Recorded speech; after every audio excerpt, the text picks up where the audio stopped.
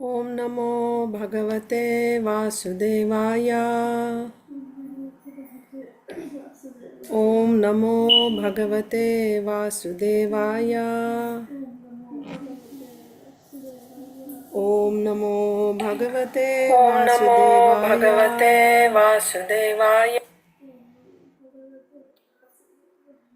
Narayanam Namaskritya Naram Chaiva Narottamam Devim Saraswatim Vyasam Tato Jayam Mudirayet Nashtaprayeshva Bhadreshu Nityam Bhagavata Sevaya Bhagavatyuttama Bhaktir Bhavati Naishtiki Nama Om Vishnupadaya Krishna Preshtaya Bhutale Shrimate Bhakti Vedanta Swaminiti Namine Namaste Saraswate Deve Gauravani Pracharine Nirvishesha Shunyavadi Paschatya Deshatarine Jaya Sri Krishna Chaitanya Prabhu Nityananda Sri Advaita Gadadhara Srivasadi Gaura Bhakta Vrinda Hare Krishna Krishna Krishna Hare Hare Hare Rama Rama Rama Hare Hare. Granth Raj Srimad Bhagavatam ki jai, Srimad Bhagavad Gita as it is ki jai, Srila Prabhupada ki jai, Samaveta Gaur Bhakta Vrind ki jai. Om Ajnanatimirandhasya Jnananjana Salakaya Chakshurunmilitam Yena Tasmai Sri Gurave Namaha. Hare Krishna, dear devotees, welcome to today's Srimad Bhagavatam for all session. Let us recite the 15th chapter of Bhagavad Gita. So today we won't do any explanation, we'll simply recite. And I have to end at 7:30. I have a class in the temple today. Okay, let's begin. So, Srimad Bhagavad Gita as it is, chapter 15. One second.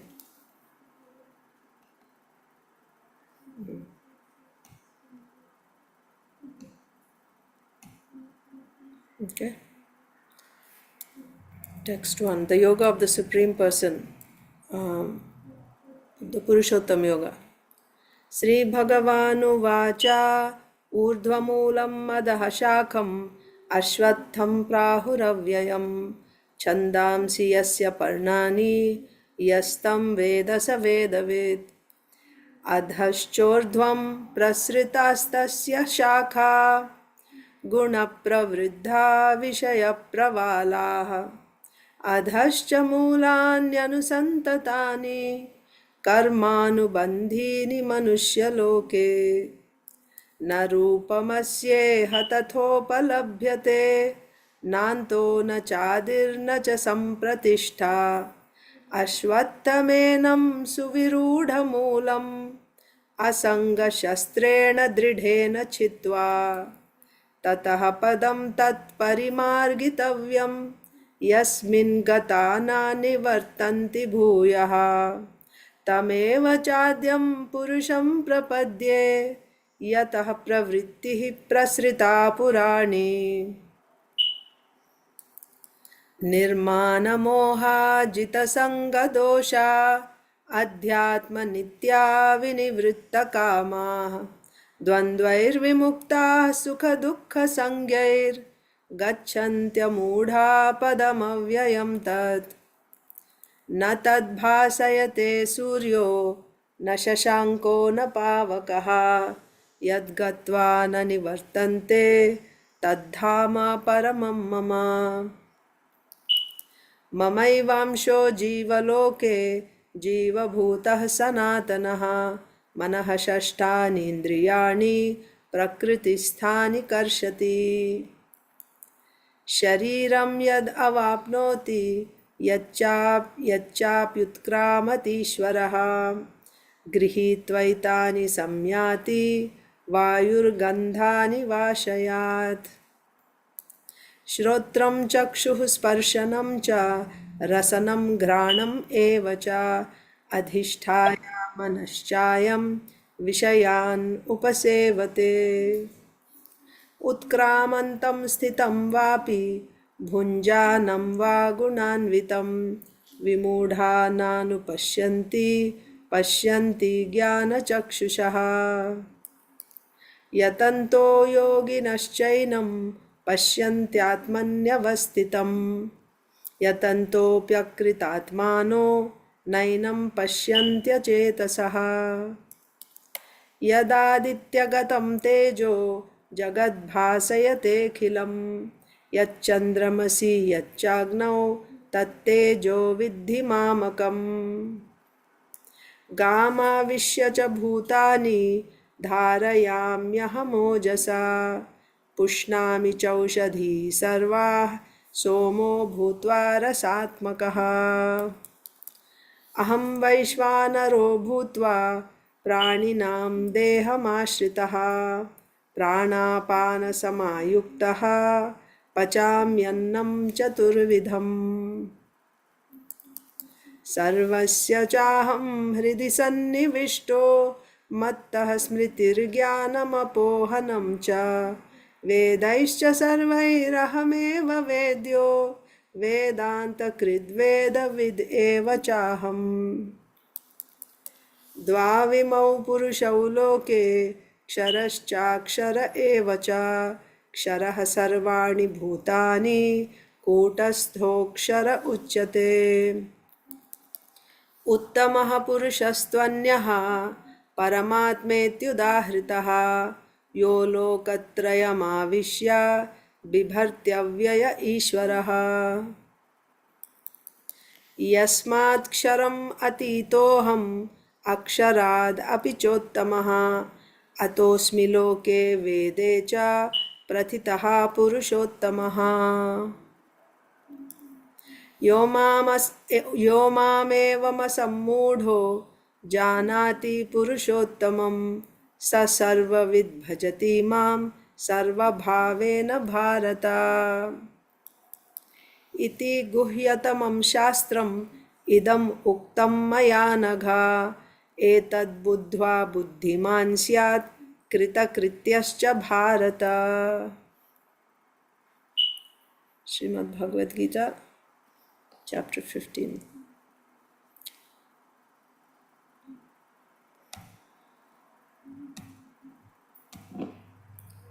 The Supreme Personality of Godhead said, "It is said that there is an imperishable banyan tree that has roots upward and its branches down, and whose leaves are the Vedic hymns. One who knows this tree is the knower of the Vedas.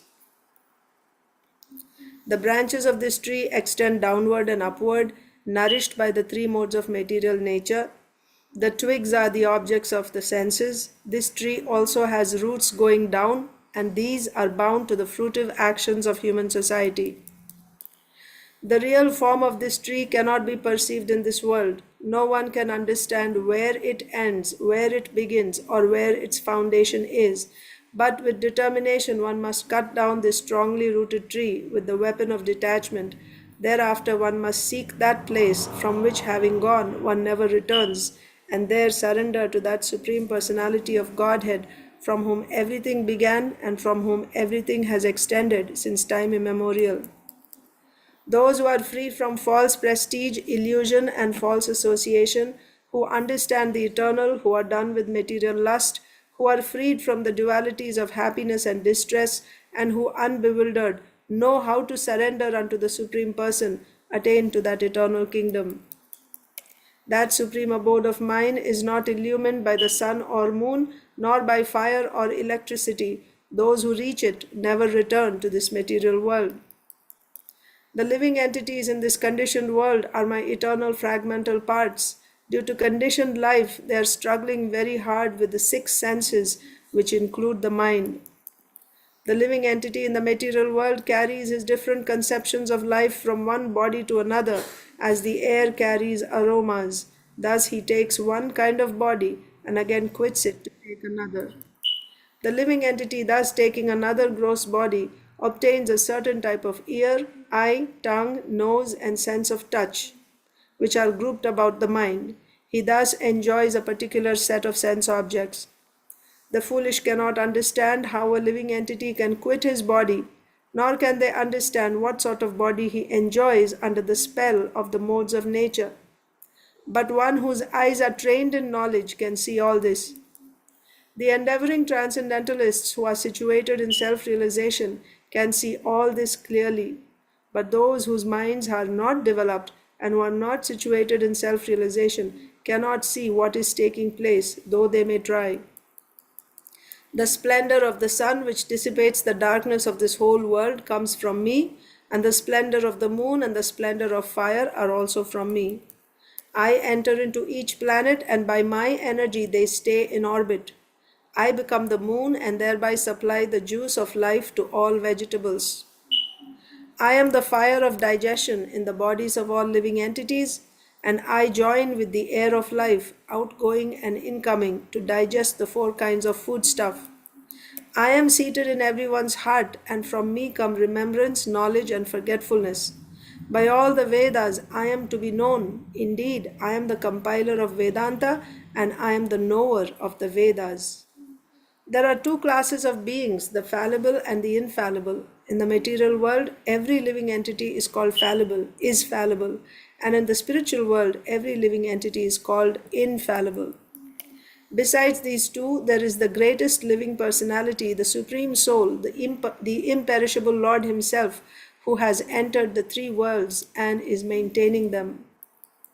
Because I am transcendental beyond both the fallible and the infallible, and because I am the greatest, I am celebrated both in the world and in the Vedas as that Supreme Person.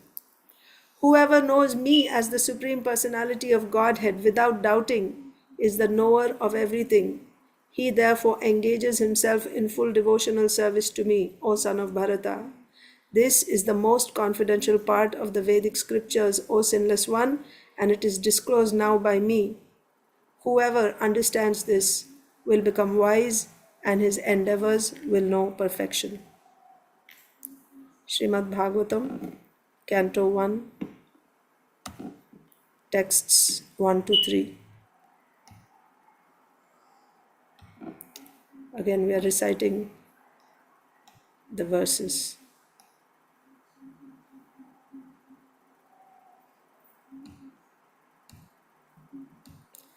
Text 1.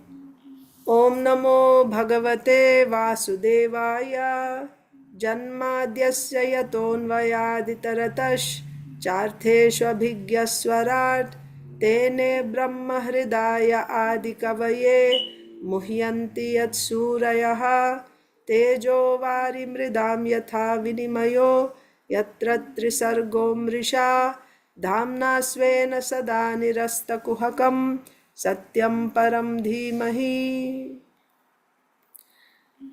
Dharma Projhita Kaitavotra Paramo Nirmatsaranam Satam Vedyam Vastavamatra Vastu Shivadam Tapatrayon Moolanam Srimad Bhagavate Mahamuni Krite Kimva Parairishwaraha Sadyo Hridyavaruddhyatetra Kritibihi Shushrushubhistatskshanat Nigamakalpataror Galitam Phalam Shukamukhadamritadrava Samyutam Pibata Bhagavatam Rasamalayam Muhuraho Rasika Bhuvi Bhavukaha.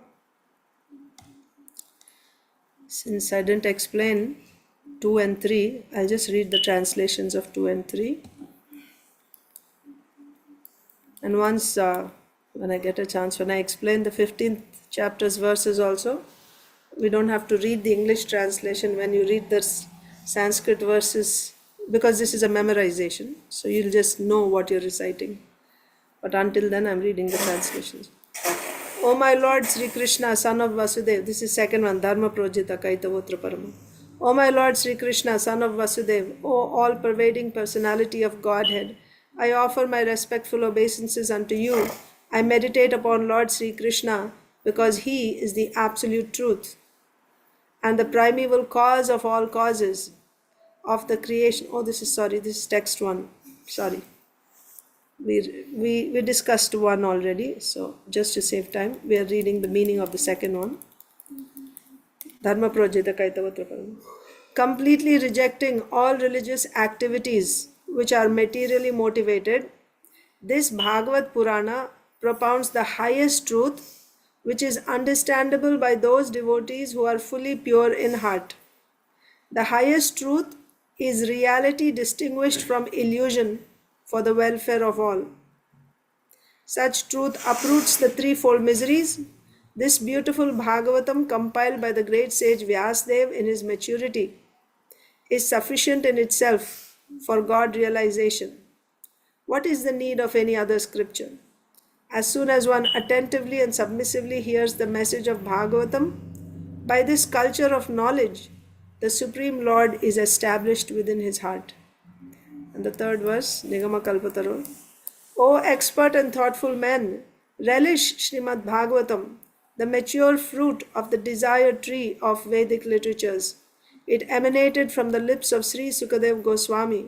Therefore, this fruit has become even more tasteful, although its nectarian juice was already relishable for all, including liberated souls.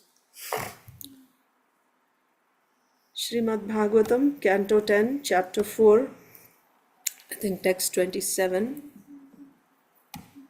So what did we read yesterday? Rasapriya, you remember? Or anyone else remembers?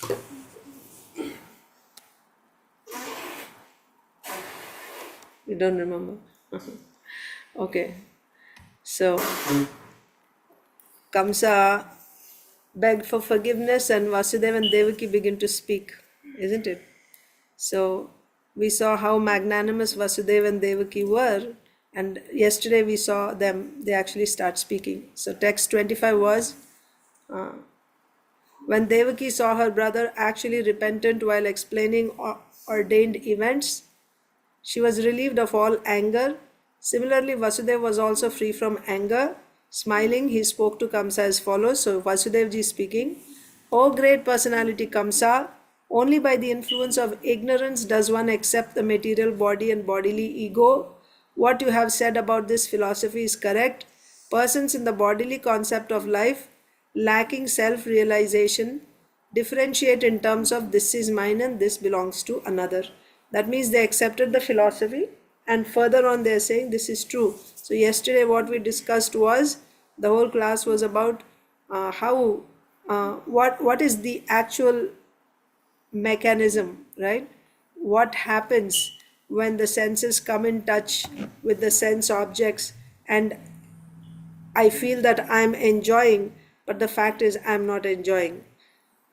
The sense objects are coming from Prakriti, and the senses are also coming from Prakriti, and the mind and intelligence are also coming from Prakriti. And this whole thing is simply interaction between the sense objects, the senses, mind, intelligence. But this spirit soul, who's completely different from this Prakriti, Prakriti is the material nature, component of Mahamaya. The living entity who's completely different. He's a spiritual, he's a pure spirit soul. There's not even a trace of connection between the living entity and this matter, this Prakriti. Still, he's thinking, this is mine, I am this, these are mine, that is my enemy, right? And this is my quality, this is my whatever, my achievement, my creation, like that. So this is called abhimana. Abhimana means identification, right? You identify with that as that is you, right? I am my mind, I am my intelligence, right? Or it is mine. Actually, none of this is mine. So that is the point. Who thinks like this? One who is in the bodily concept of life. Then I also explained what is bodily concept of life. Bodily concept of life means thinking yourself to be this body. And how did that come from? Anyone remembers? Let's see. How do we get this bodily consciousness? Anyone remembers? There's two steps in short, you can tell the two main keywords. How we get this bodily consciousness. The gross body and Yes, gross and subtle body, okay, but how we are getting it? Avidya, Mother. Very good, Prabhuji, thank you. Avidya. So the first thing is avidya. That means the spirit soul is covered by avidya. So if the dot is a spirit soul, let's say, because the spirit soul is very, very small, when it is covered by avidya, like a ring around spirit soul, you picture avidya. Avidya means what? Okay, what is avidya then? What is avidya? Avidya means ignorance, right? So what are we ignorant of? Real knowledge. Ahankar. Uh-huh. Avidya means ignorant of. Real knowledge that Krishna, we are not the body and the soul, and Krishna is so many things.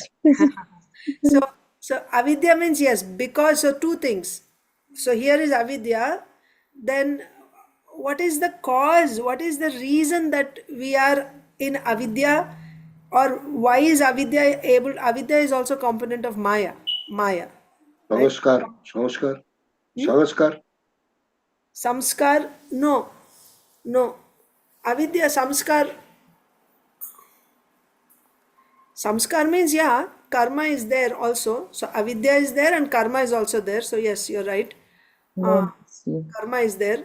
But this avidya means ignorance. Why? What is this avidya doing to the jivatma, the living entity? Avidya is making the living entity forget itself. So the living entity has the ability to know that I am a spirit soul. We are conscious beings. Living entity has this ability to know that I am a spirit soul. But when the living entity is covered by avidya, he is not able to know that he is soul. The best example for this would be, my eyes have the capacity to see. But if I turn off all the lights in the night, even though my eyes have the ability to see, still I'm not able to see anything in darkness. Just because I'm not seeing anything in darkness does not mean my eyes have lost the capacity to see. My eyes can still see, but there's an external condition, right, which is blocking my vision. So what do I have to do? I have to remove that darkness, switch on the light, then I can see everything. So the eyes having the ability to see is like the spirit soul having the ability to know itself. It can know itself that I am a spirit soul. But the darkness which is blocking the spirit soul from knowing itself is avidya. Then the next question is how this avidya is able to put the spirit soul, cover the spirit soul. How? Because of, We turn our face away exactly, from the. correct. And That is the false ego. uh-huh. We Turning turn away. This is first Uh, step is turning away. Like this is the light source, and you have your back to the light. Therefore, for you it is all darkness. What you have to do if you want to see, you have to turn to the light again. Then that darkness cannot block your vision. Now you are able to see yourself, and also you are able to see the light. You see? So, what is that light? That is Param Tattvam, that is the absolute truth. Absolute truth is realized as Brahman, Paramatma, and Bhagavan. That is why different methods of yoga are adopted by people. Those who want to, those who turn to the absolute truth with the goal of Brahman, they are called Gyanis. Those who turn to the absolute truth with the goal of Paramatma, they are called yogis or Ashtanga yogis. And those who turn to the absolute truth in the form of Bhagavan are called devotees. Okay? So the problem is the same. For all conditioned souls, we are covered by avidya. Avidya means losing the ability to see myself as the soul. Although I have that ability is now covered by this darkness called avidya or ignorance. So when I'm covered by this ignorance, I'm not able to see myself, although I have the ability. So this darkness has to be removed. Avidya has to be removed. When how this avidya will be removed? Why this? I'm even in this avidya because of turning away from the supreme absolute truth. Absolute truth means Krishna. Because of turning away from Krishna, therefore now I'm covered by this darkness. As soon as I turn to Krishna, the darkness is not there anymore. Krishna Surya Sama Maya hoy Andhakar. Jaha Krishna, taha nahi Mayar Adhikar. Just like As soon as the sun rises, there cannot be any darkness. As soon as you turn towards the Lord, who is like the sun, there's no more avidya, there is no more darkness. Okay. So now the point is, so this is a secondary point since we are discussing this. So can you turn to the sun or towards the absolute truth on your own? Since when?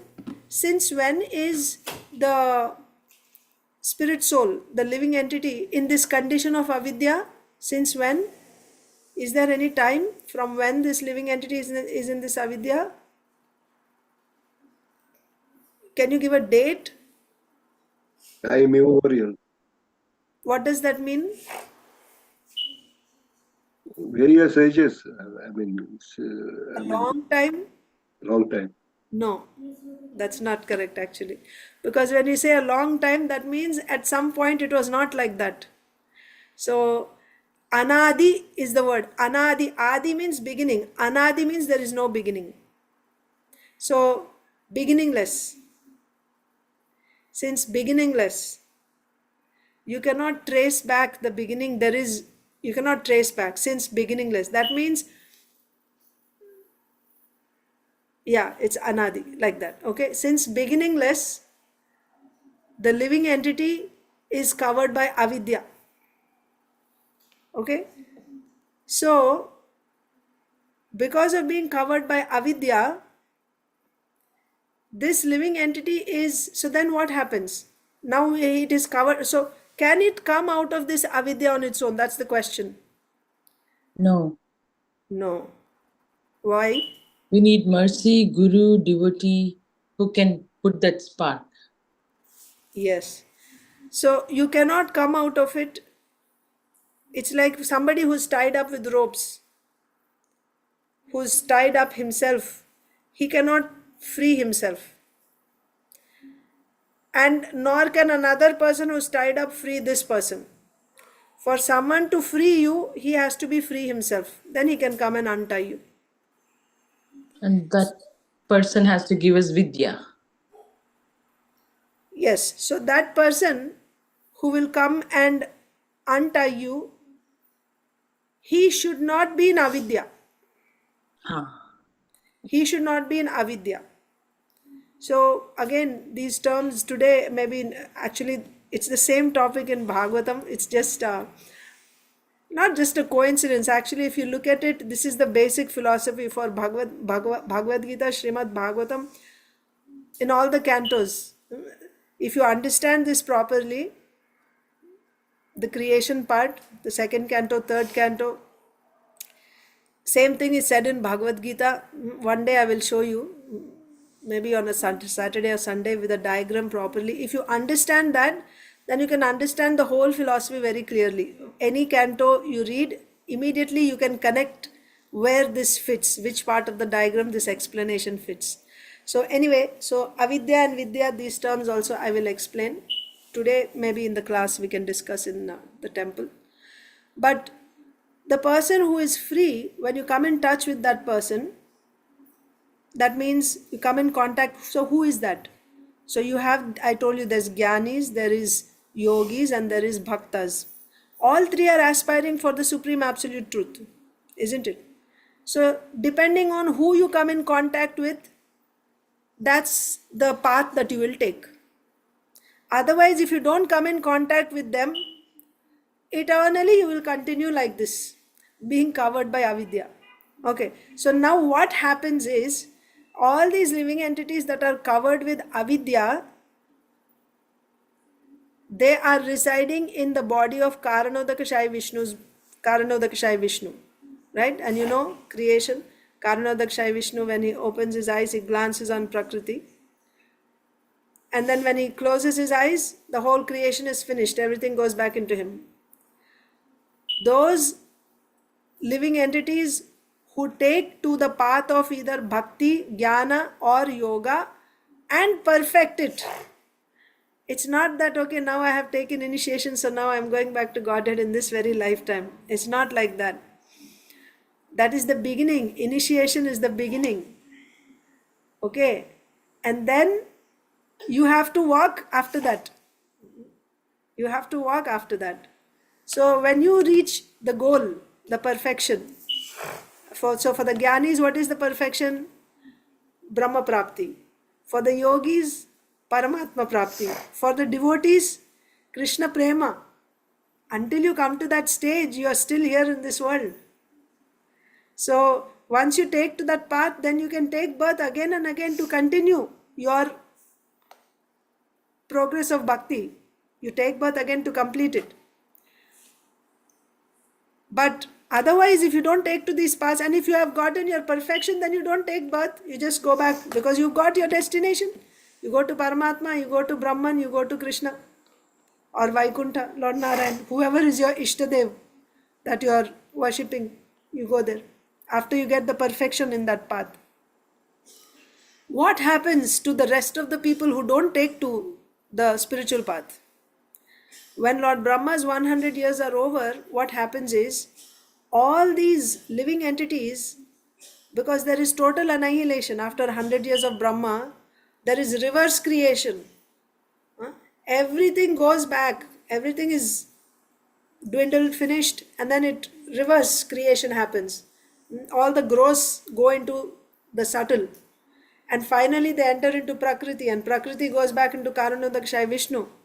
And all these living entities who have these subtle and gross bodies, they are also finished. The gross and subtle bodies are nothing but components of Prakriti. They all go back into Prakriti. What are the components of gross and subtle bodies? So you have five gross elements: earth, water, fire, air, ether. You have the senses, mind, intelligence, subtle senses, mind, intelligence, ego. Gross, you have hands, legs, working senses, knowledge senses, eyes, nose.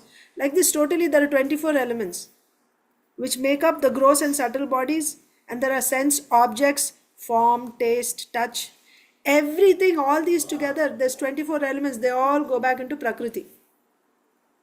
And the Jivatma, the living entity, who is now covered by that avidya still, because when will this avidya go? When you take to the path, one of these three paths, at a certain stage of that, while on that path, this avidya is removed. For example, if you are a Jnani, you do Nishkama Karma Yoga. When you complete Nishkama Karma Yoga, that avidya is removed. Ashtanga Yogis also. And for devotees, once you come to Anartha Nivritti stage, avidya is removed. After Anartha Nivritti, avidya is removed. So, but as long as this avidya is there, it means you will come back to take birth again and again. But what happens when this universe is annihilated? All these living entities are going back into the body of Karanodakshaya Vishnu. Karanodakshaya Vishnu is again, he's in Yoga Nidra.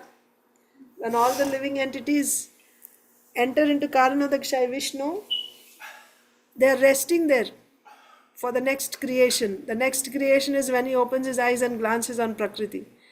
For how long has this been going on? Can you say on a particular date, Karanodakshaya Vishnu, from this day onwards he started opening his eyes and all the living entities are coming out? Can you say like that? What do you think?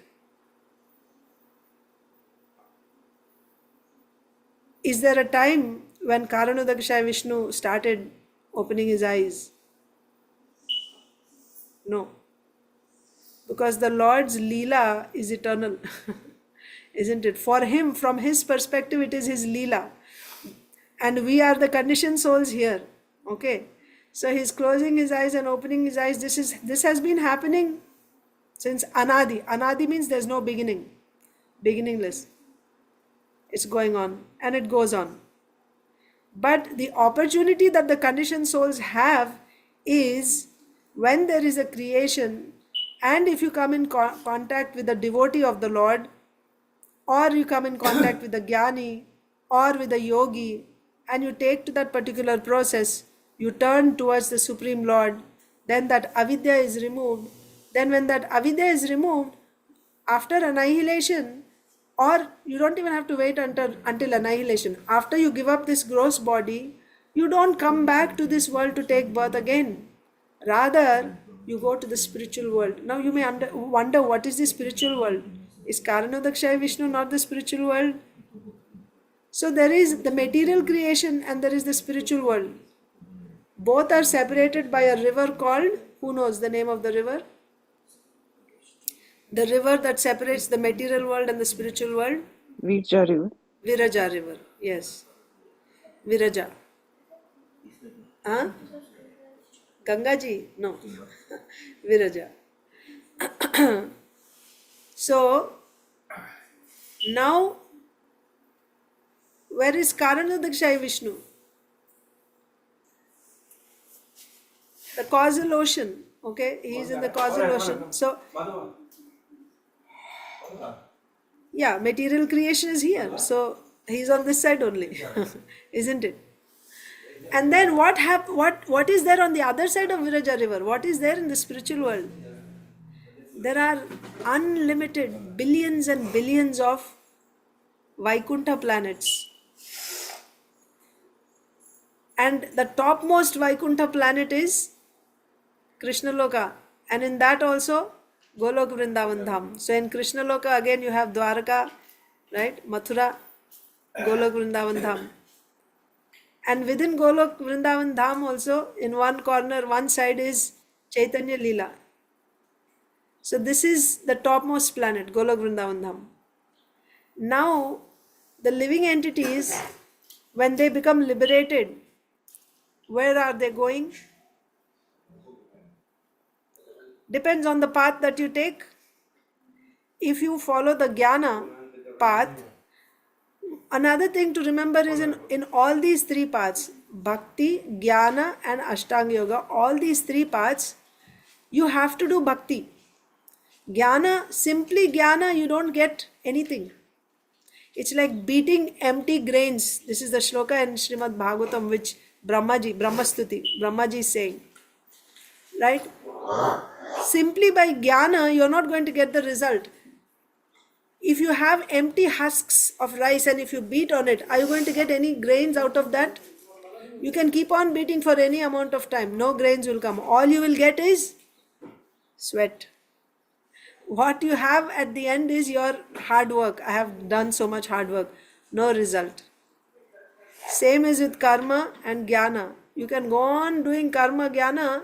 Karma means you want material result. But jnana and yoga, Ashtanga Yoga, if there is no bhakti there, simply by doing that particular process of jnana or yoga, you don't get even their result. You don't get Brahma Prapti, you don't get Paramatma Prapti.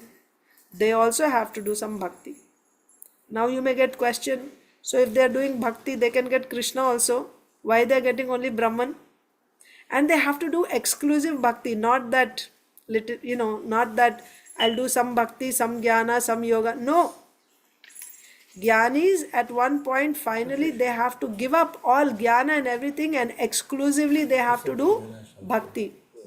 Mamchayo avyabhicharena bhakti yogena sevate sagunan samatitaitan brahma bhuyaya kalpate. This is the 26th verse of the 14th chapter. The last 6 chapters of Bhagavad Gita are actually telling us about Jnana Yoga. Jnana Marga, Jnani's path. That's what Krishna is explaining. Last 6 chapters of Bhagavad Gita is Jnana Marga. First 6 chapters is Nishkama Karma Yoga. The middle 6 chapters are Bhakti Yoga. Nishkama Karma Yoga, Jnana Yoga, both are the same path. The beginning part of that path is called Nishkama Karma Yoga. The later part is called Jnana Yoga. So the first 6 chapters of Bhagavad Gita are describing the beginning part of Jnana Yoga called Nishkama Karma Yoga. The last 6 chapters are describing the later part of Jnana Yoga called Jnana Yoga. And the middle 6 chapters of Bhagavad Gita are describing Bhakti Yoga. So, this Mamchayo Avyabhicharena Bhakti Yogena Sevate, you will think, oh, he's doing, Shuddha Bhakti, right? Avyabhicharini Bhakti means you're doing Bhakti, which is, what is Vyabhichari? Vyabhichari means who's not faithful to one, right? Vyabhichari means prostitute. She's not faithful to one man. She goes around with different men. That is Vyabhichari. Avyabhichari means the opposite. That means someone who is faithful.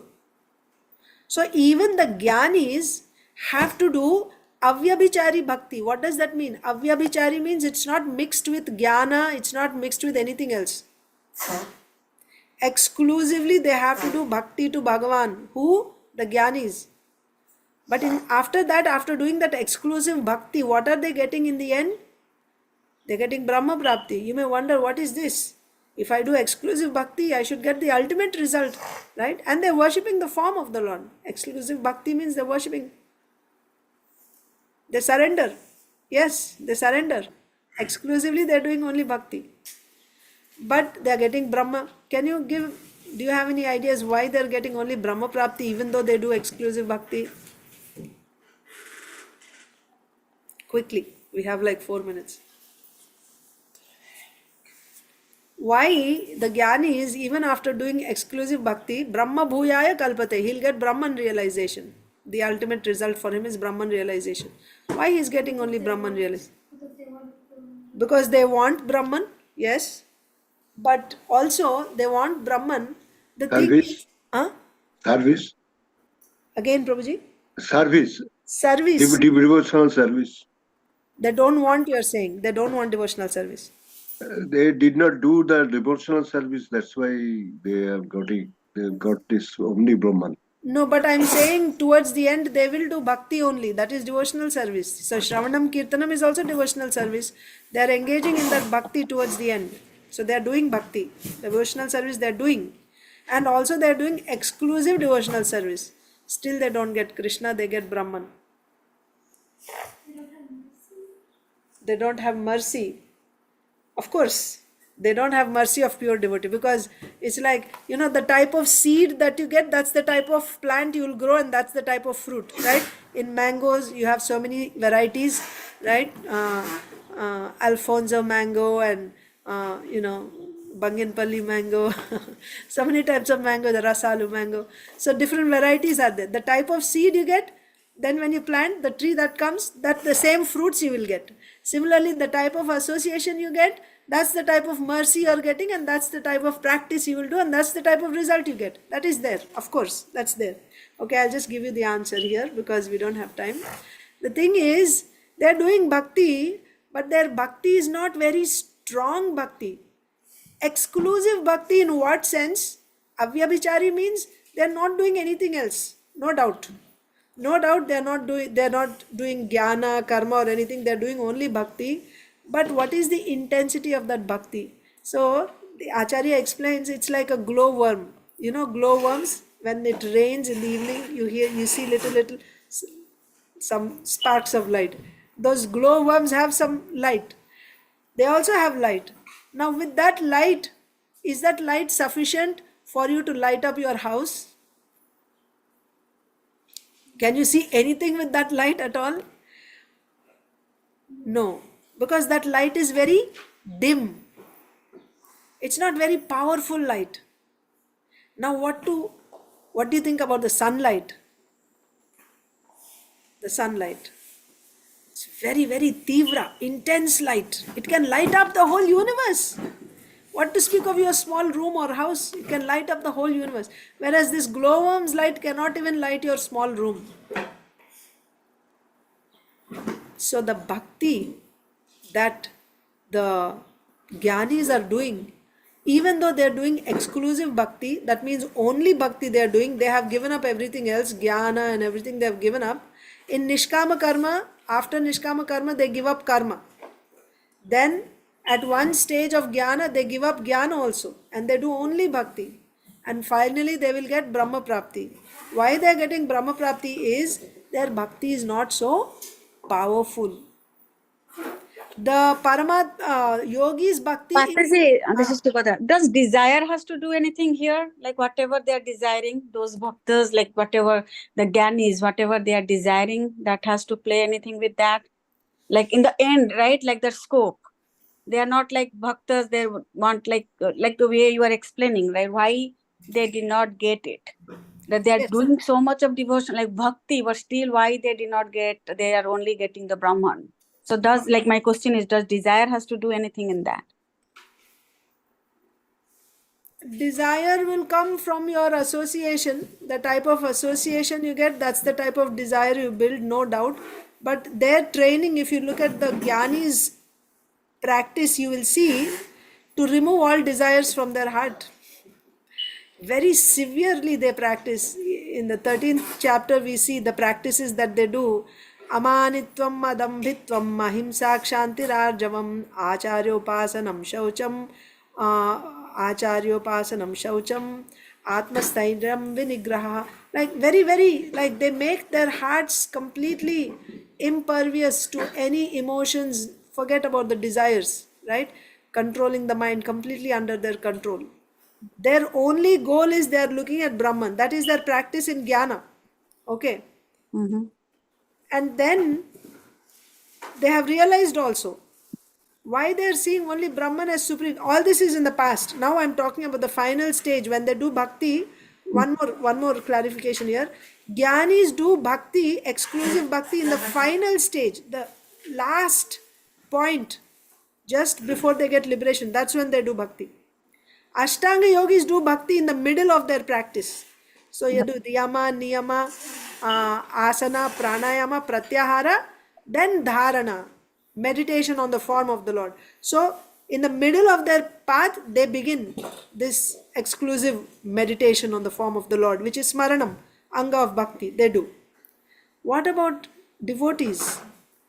Devotees start this, they surrender to the Lord, they start exclusive devotion at the very beginning. Sharanagati is the first step, very first step in bhakti. First you surrender. Sarva dharman parityajya mamekam sharanam vraja aham tvam sarva papebhyo mokshayami ma shuchaha. That is of course applicable to the Jnanis also. They have to also surrender. But for them the surrender is in the end, the final step. For the devotees the surrender is in the beginning. So your question, coming back to your point, you are saying, is it because of their desire that they want Brahman, that they are getting Brahman? Mataji, simple words. Now you have a desire to buy a, let's say you want to buy something which costs $500, but in your pocket you have only $50. What will you do? You'll have to buy what you can buy with your $50. Understand? So Or else I can work hard to get that $500, right? So that I can get but what I want. yes, but you should also know that there is something which is worth $500. That knowledge also you have to, and for that you should come in contact with people who will tell you, oh, why you're buying this $50? There is another thing that's even better than this. You work hard and earn that. So if you don't have that association, then you don't even know that it exists. My point is, you don't even see that. Yes, right. So here what is happening is this the Brahmavadis or Jnanis, their understanding and not understanding, they're doing exclusive bhakti because bhakti is supposed to reveal everything to you. Here the point is they're doing exclusive bhakti. They should see vadanti tat tattvavidas tattvam yajnanam advayam brahmeti paramatmeti bhagavaniti shabdate. The same subject. It's only one. Absolute truth is one. But it is seen differently by different people. Someone sees that absolute truth as Brahman, someone else sees as Paramatma, someone else sees as Bhagavan. The object is one, but it is seen differently by different people. These Brahmavadis or these Jnanis, they are, after doing bhakti, they are only able to see the absolute truth as Brahman. They are not able to see the Paramatma feature, they are not able to see Bhagavan feature. Why? Because their bhakti is not powerful enough. With that much bhakti, they are only able to realize that much. It's like someone who's far away from a mountain, right? You're driving in your car and you see a mountain far away. You cannot see what are the different birds that are there, right? What are the fruits that are growing on the trees? Because you're so far away, all you see is the shape of the mountain, maybe some, like gray. You don't even see the greenery if you're really far away. Someone who comes little closer, he can see green, right? Maybe some leaves you're seeing green. It's all like green mass. Still you don't see the variety. But someone who actually goes very close and on the mountain, Tirupati you go, right? You see what? So many snakes are there, lions are there, trees with birds, all variety you're saying. The object is one. Brahman means Krishna. Brahman means Krishna. Swayam Bhagavan Krishna. But according to the bhakti, the amount of bhakti you're doing, that much the Lord is revealed. So this bhakti is like light. Okay, light. What is the function of light? When you turn on the light, it reveals everything. It illuminates the place and you're able to see everything. So the bhakti of the Gyanis is like that glowworm. Glowworm's light cannot show anything. It cannot illuminate anything. Very little, just for like that, little bit. So with that type of bhakti, what are they able to see? Only they are able to see the effulgence of Brahman, which is, right, Brahman. It's called Brahma Jyoti. They are only able to see Brahma Jyoti with that bhakti. And they accept this is the Param Padam, right? And then Brahma Bhuyaya Kalpate. They'll go and merge into that. But the point is to merge into the absolute truth, or to reach the absolute truth, you have to do bhakti. There is no other way. So Gyanis in the final stage, they do it, but you cannot really call it bhakti. Because what is bhakti? Bhakti is that which is done anyabhilashita shunyam, for the pleasure of the Lord. Are they doing it to please the Lord? They're not doing it to please the Lord. They're doing it because that will give them, they want to go and merge into Brahman. So that's what they will get.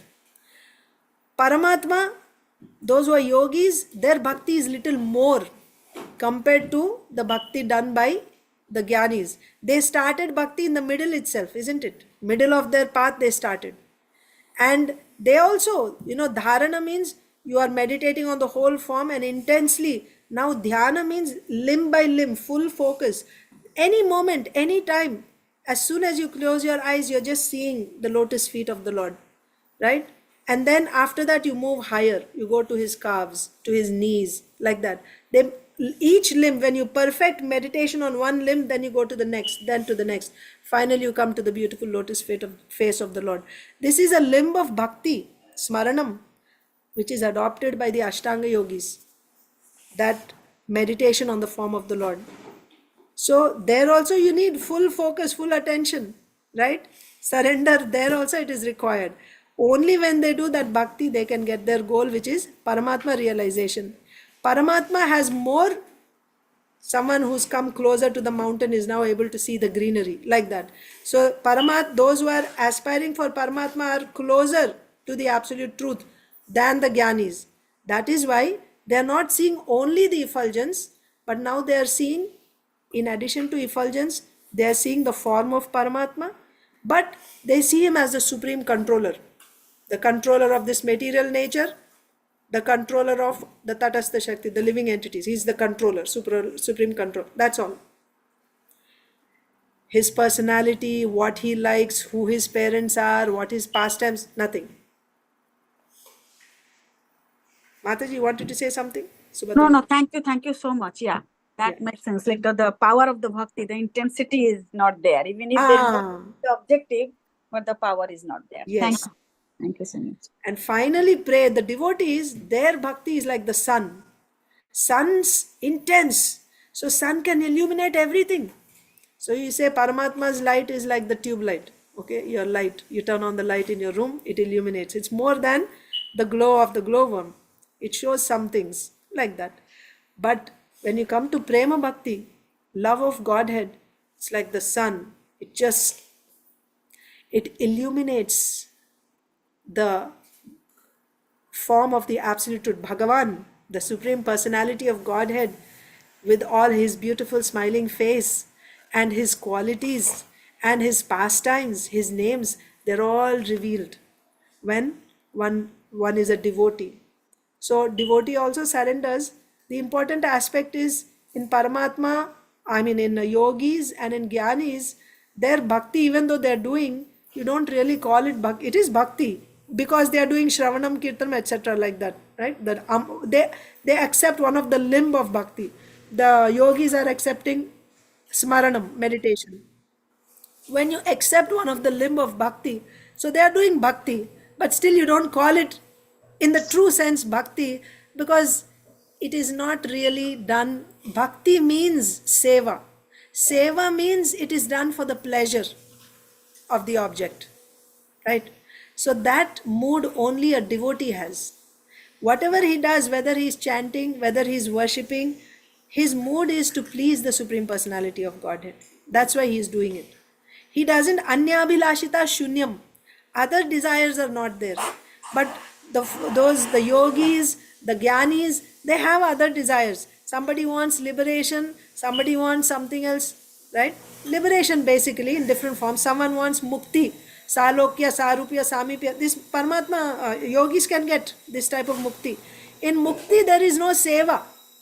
We saw that when we were reading Chaitanya Charitamrita, right? Devotees, they don't accept mukti. Kapil Bhagwan says they don't accept mukti because they want service.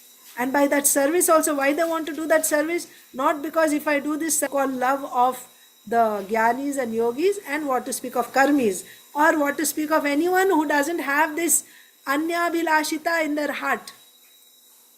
As long as, coming back to our shloka in Bhagavatam, as long as you have this bodily concept, that means I am identifying myself with this body, then this is my husband, this is my daughter, this is my wife, these are my children. As long as I have this and I belong to this community, I have this job, so on and so forth. As long as I have this identification with the body, deha abhimana, identification with this deha, with this body, even though I may be doing bhakti, that bhakti cannot be called pure bhakti. Why? Because in my heart, there may be space for Krishna, but along with that, there is also space for other things. Pure devotional service means anyabhilashita shunyam, sarvopadi vinirmuktam. All designations are finished. Designation less. My only designation is Jivera Swarupa Hoy Krishnera Nityadas. My only identification. I don't belong to this part of India. This is not my language. This is not my history, my dynasty. I don't have any pride or any, guilt that I belong to this caste or this group or nothing. I'm black or white, it does not matter. My only identification is I am a servant of the Supreme Lord, and as a servant, my only activity is to render devotional service to the Lord. That too for His pleasure, not that by rendering this devotional service I will get liberation, or by rendering this devotional service I will, get a job, or my daughter will get married, my son will get married, my husband's disease will be cured. No. Or I'll go to heaven in my next life. No. I'll become a king, I'll become the president. Not that. So therefore, anyabhilashita is important. Do the jnanis and yogis have anyabhilashita? They are doing bhakti, no doubt. Chanting, meditation, they are doing. But they have room for other things in their heart. Other than what? Other than pleasing Krishna. In fact, they don't have that idea of pleasing Krishna. Even as devotees. So that is why we have to test by our consciousness. Anyone, of course, we don't judge anyone else. But we can look in our own hearts. Where am I? What is pure devotional service? This is the definition. What is my consciousness? Compare and see. Am I doing pure devotional service or not? We can see for ourselves. And we will certainly see we are not there. So then what to do? Now we have to endeavor for that. Pray to the Lord. Take association of devotees who have that. Serve them. And then one day when we will get full faith that this is all I have to do, my only identity. This is Dhrida Shraddha. That's when you will surrender. When you will say that my only identity is I'm a servant of the Supreme Lord, I don't have any other identity, that is Dhrida Shraddha. From that moment you will surrender to the Lord, and from that surrender your Shuddha Bhakti will begin. So therefore, even though the jnanis and yogis are doing bhakti, their doing of bhakti is meant for some result. It's not anyabhilashita. So you don't really call it bhakti in their case. Nevertheless, they also have to do the limb of bhakti to get their own result. That's the point. Otherwise, they won't get the result. So even bhakti, when it is done, when we have bodily identification, that bhakti is also not pure bhakti. Because there is room for other things in our heart still. So we can check from time to time, is there any room for other things in my heart, or is it just Krishna? And then like that we'll be progressing. in bhakti. Okay, I'll just see here. So we didn't even read today's verse, but oh great personality kamsa, this is what Vyasadeva is saying. Oh great personality kamsa, only by the influence of ignorance does one accept the material body and bodily ego. What you have said about this philosophy is correct. Out of ignorance, avidya, right? Only out of ignorance. Ignorance is what? Avidya.